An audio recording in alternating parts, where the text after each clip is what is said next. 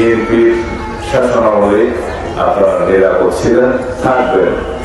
আমাদের দলের প্রতিষ্ঠাতা শহীদ রাষ্ট্রপতি জিয়াউর রহমান এদেশের সকল ধর্মাবলম্বীদের ধর্মীয় স্বাধীনতা নিশ্চিত করেছেন। তিনি এদেশের সকল মানুষকে নিয়ে এই ভূখণ্ডের মধ্যে যারাই বসবাস করে তাদের সকলকে নিয়ে একটি জাতীয় পরিচয় দিয়েছেন আমাদের, যে আমরা কোনোভাবেই কোনো ভাষাভিত্তিক বিভক্তি চাই না, ধর্মভিত্তিক বিভক্তি চাই না।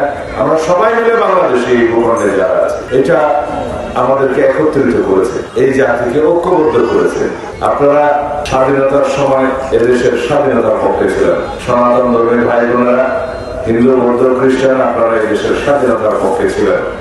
আমরা স্বাধীনতার পক্ষে ছিলাম। আমাদের দলের প্রতিষ্ঠাতা শহীদ রাষ্ট্রপতি জিয়াউর রহমান এদেশের স্বাধীনতার মহান ঘোষক, সম্মুখ সময়ে যুদ্ধ করে দেশের স্বাধীনতা অর্জন করেছেন।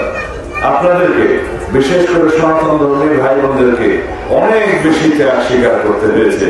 কাদের হাতে?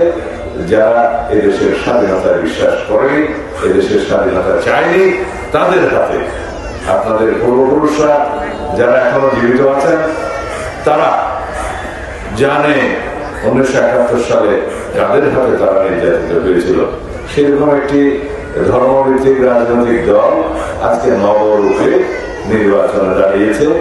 তাদের হাতে এই দেশের সকল নাগরিক নিরাপদ কিনা সেটা আপনাদের কাছে প্রশ্ন করে গেলাম। বিদেশ থেকে দেশে রেমিটেন্সের টাকা আসে নিরাপদে, তাই আজই আপনার আপনজনকে বলে রাখুন রেমিটেন্সের টাকা যেন শুধু নগদেই পাঠায়।